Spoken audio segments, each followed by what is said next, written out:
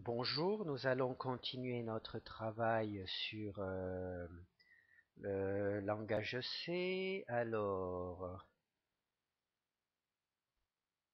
on va travailler toujours en algèbre linéaire. Donc là, on avait commencé à voir les matrices construites de manière aléatoire. Donc là, on va continuer. Donc là, la fonction que nous allons voir, c'est celle-ci. Voilà.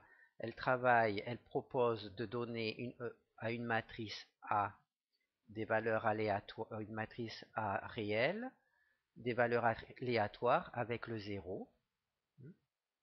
Donc on va voir. Voilà.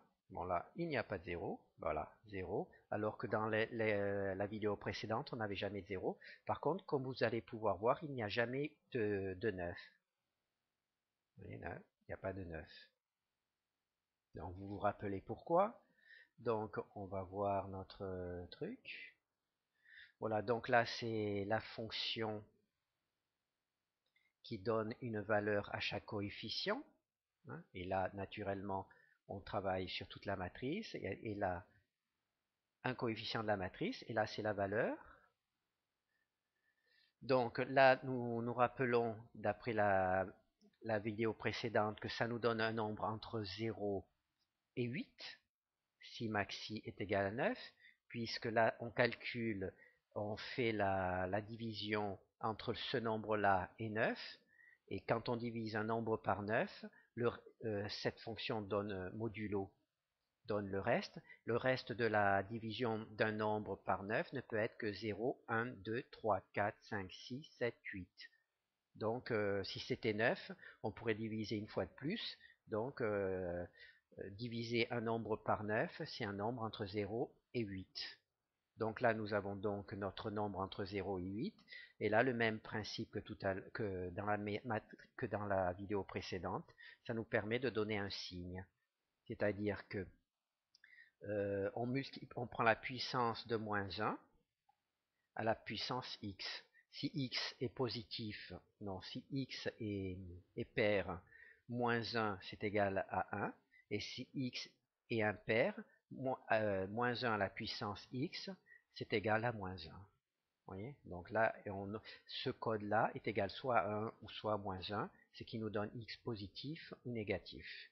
Et là, ça nous donne un nombre entre 0 et 8. Et si par exemple,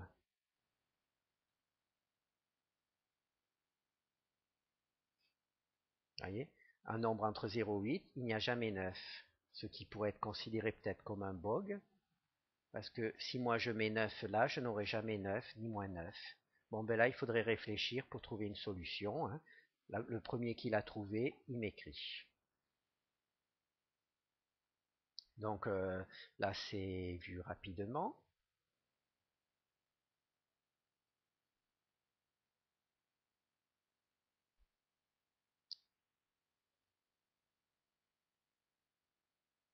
D'accord, d'accord. Vous voyez, là, il trouve 9 et il ajoute 3 zéros. Et là, le random donnera certainement 6 et on ajoute 3 zéros par la puissance. Et là, c'est l'inverse, c'est puissance, là c'est puissance 3, 10 puissance 3, et là c'est 10 puissance moins 3, donc c'est 3 chiffres après la virgule. Hop. Voilà, donc comment c'est écrit, vous voyez, c'est là. Vous voyez, là c'est RI random, un entier, qui a, qui a une valeur entre 9 et moins 9 si n est choisi à 9. C'est la première vidéo, le premier exercice. Et là, on le multiplie par, on le multiplie par E, qui est une puissance de 10. Vous voyez, là, par exemple, la fonction, là, on a choisi 10 puissance 3. Et là, on a choisi 10 puissance moins 3. En langage C, 10 puissance moins 3, vous pouvez l'écrire de cette manière. 10 puissance moins 3. Voilà. Là, 10 puissance moins 3, donc il trouve 3, hein, et il ajoute 3 zéros. La 10 puissance moins 3, on passe donc avec des nombres à virgule. Voilà. Là, c'est une boucle. Voilà. C'est exactement avec simplement l'exercice 1. Si on supprime ça, on a donc le chiffre normal. Vous voyez, il n'y a plus de... Voilà. Vous voyez, tous les nombres, c'est moins 3, moins 5, voilà. Voilà. Et si on remet le truc, voilà, on a de nouveau 7 puissance 7 7000 à la place de 7, 3000 à la place de 3. Voilà, donc là c'est bon.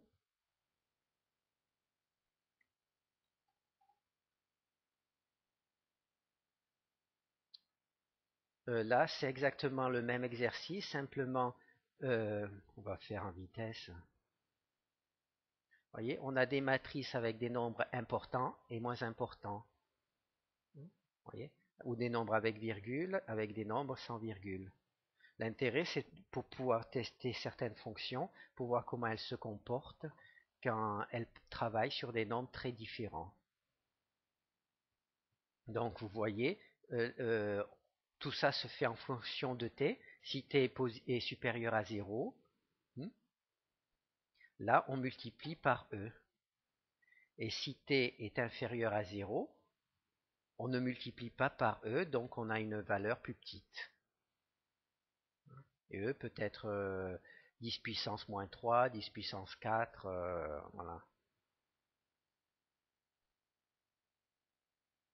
Et t, bien entendu, est changé à chaque boucle, ce qui permet d'avoir en alternance des nombres très grands et très petits, et donc cela fait le travail. Hein, d'accord? Voilà. Maintenant, j'espère qu'on va passer aux matrices singulières. Voilà, les matrices singulières. Alors pour créer une matrice singulière, la méthode la plus simple que j'ai trouvée, c'est simplement de recopier une ligne deux fois. Voyez, cette ligne-là ont été copiées, sont les mêmes. Voyez, et le déterminant est 0. Voilà, cette ligne-là et cette ligne-là sont égales. Voyez, alors on va voir ça. Voyez, c'est ici. Hein. Bon, si la matrice est égale à 3, on copie la ligne 1 dans la ligne 2. Et donc, naturellement, on va faire la matrice égale à 3. Et on lance. Voilà, si la ligne est égale à 3, ben là, toutes les matrices, tous les chiffres tombent ensemble. Ben, c'est raté parce que la démonstration ne donne pas.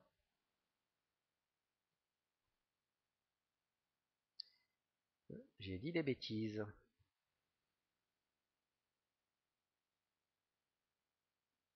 Alors, si la taille de la matrice est égale à 3, ben là, c'est si la taille de la matrice est égale à 2. Parce que j'ai oublié de dire que...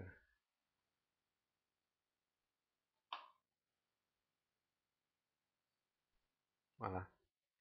Voilà, si la taille de la matrice est égale à 2, on copie simplement la ligne 1 dans la ligne 2. Pourquoi est-ce qu'il y a 3? Ben ça, il faut regarder la première vidéo, puisque là, c'est la taille réelle de la matrice, et vous vous rappelez dans les premières vidéos que la taille de la matrice, nos matrices ont une taille, si une matrice de 2 a la taille 3, 3. Et donc là, c'est pour ça que ça marche comme ça. Donc là, si la matrice a une taille supérieure à 3, donc une taille supérieure à 2, donc là, on choisit de manière aléatoire une, une, une ligne que l'on copie. Voyez, on choisit de manière aléatoire une ligne, R1, que l'on copie dans R2. Donc là, c'est une manière aléatoire d'une ligne, R1, on copie dans R2. Voilà, c'est copier de manière aléatoire puisqu'elle est choisie par une fonction aléatoire, copier de manière aléatoire R1 dans R2. C'est ce que nous donne. Bon, là, j'ai fait une erreur parce que je suis resté. Donc là, on va faire 6.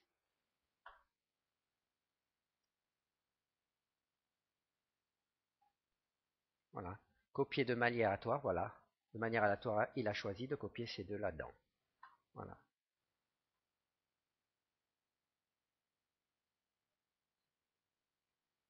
Voilà. Là, c'est 62 et 62. Là, c'est deux lignes. Et là, je n'ai pas encore ce que je veux. Alors, 4 et 4. Voilà.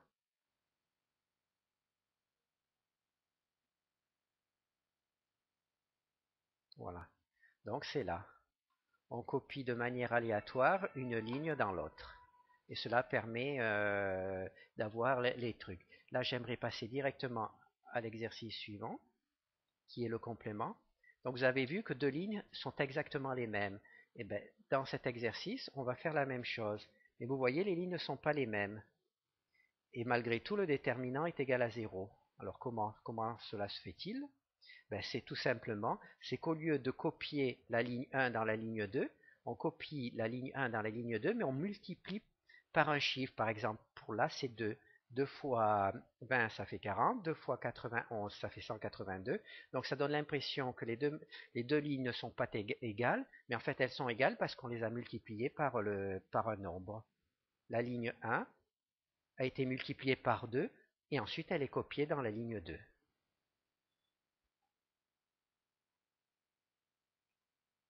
On va voir ça dans le code. Voilà. Donc là, c'est le même principe, copier une ligne, mais avant de la copier, donc on a la ligne 1, on la multiplie par S, et on la copie dans la ligne 2. Donc, voilà. Alors, on prend la ligne 1, on la multiplie par S, et on la copie dans la ligne 2.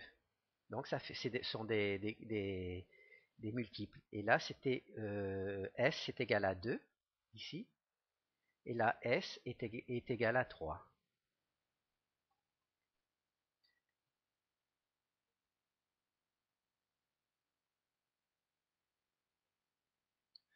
Voilà. Donc là, le déterminant, donc certainement 2 fois 8, 16. Donc là, ça doit être certainement 69 multiplié 2 fois 9, 18. 2 fois 6, 12. Non, là, ça va pas du tout. Ça va pas du tout. Je ne sais pas comment j'ai fait, mais j'ai dû multiplier peut-être par 3. 3 fois 9, 27, non plus. J'ai aucune idée pourquoi ça fait ça.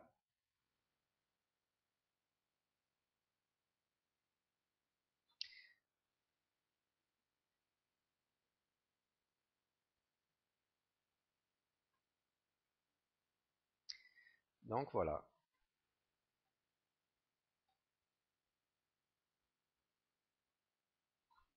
En tout cas, ça donne bien l'impression qu'elles sont vraiment aléatoires, alors qu'en fin de compte, euh, on copie une ligne, on la multiplie ici par 2, et en fin de compte, eh ben, ça donne des matrices qui sont singulières, mais qu'à l'œil nu, c'est très difficile de s'en rendre compte. On va voir un petit peu comme ça, si c'est plus facile à s'en rendre compte. Voilà. Bon, là, c'est 2 fois 4, 8, donc c'est bon. Là, 3 fois 8, 24. 3 fois 8, 24. 3 fois 10, 30. 3 fois 4, 12. Donc là, cette ligne-là est un multiple de 3 de cette ligne-là. Voilà. Et cette ligne-là, c'est un multiple de 2. Donc, cette ligne-là est un multiple de 2 de celle-là. C'est-à-dire 2 fois 4, 8. 2 fois 4, 8. Ah, c'est bien fait quand même. Alors, 2 fois 6, 12. Voilà. Celle-là, c'est un multiple. Celle-là, c'est un multiple de celle-là. C'est-à-dire 2. 2 fois 8, 16. 2 fois 8, 16. Voilà. Mais c'est bien caché, hein. Et celle-là, c'est certainement un multiple de 3 de celle-là. Non, ça ne peut pas être un multiple de 3. 2 fois 3, 6. Non plus. Enfin celle-là, toujours est-il que celle-là, c'est un multiple de 2 de celle-là. Bon.